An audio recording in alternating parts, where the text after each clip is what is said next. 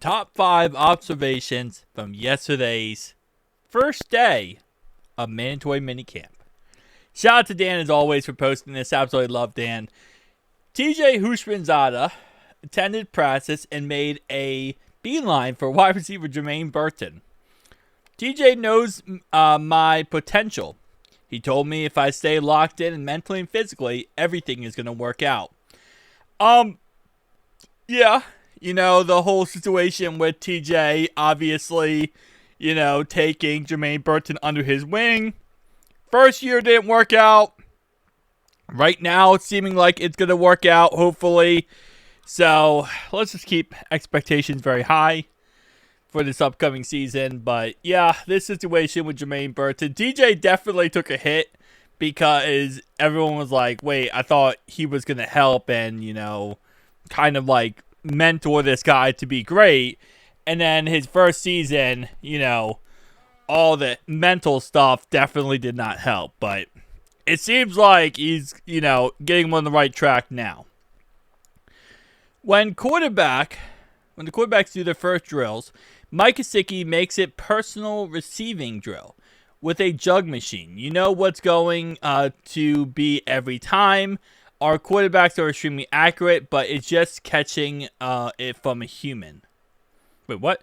With a jug machine, you know where it's going to be every time. Our quarterbacks are extremely accurate, but it's just different catching it from a human. Yeah, that's another factor of you could practice all day, right, by using a jug machine or whatever you use, right? But at the end of the day, it's better to have the actual players with you and being able to do that. Not sure why the videos are not loading, by the way. Twitter right now, it's kind of down. After tearing his Achilles last year, it's clear that Camp Sample is thrilled to be back on the field. So easy to take stuff for granted. I'm excited to get back to practice. Not that I wasn't before, but when the game is taken away from you, you get a different perspective. Yeah. And again, Camp Sample was also a guy who, was on the free agency market. And we went ahead and brought him back. But that's another guy who, his contract was up and he was pretty much done. But then we ended up bringing him back and now he's on the squad. So it's definitely one of those situations where when a player goes from tearing an ACL, tearing an Achilles, being out for the year, and they're on a contract year, man, that's the worst. Because then you hit free agency. And it's not like you're hitting free agency with a positive outlook, right? Because you're hurt, right? You have an injury, right? You obviously did not produce last year. So, I'm happy he is back. Obviously love Cam Sample. Left guard Dylan Fairchild has made good impressions on Joe Burrow. His presence in the huddle and the line of scrimmage is very positive and gives the impression he knows exactly what he's doing. You can tell he works hard. He's a big, strong, smart kid. That's exactly what we need right now. We just need as many positivity stuff with our offensive linemen as possible. So, love to see that, Fairchild is really starting to develop very well. And looks like the videos are now working. I don't know why they weren't working for a second, but like to see this actually starting to work.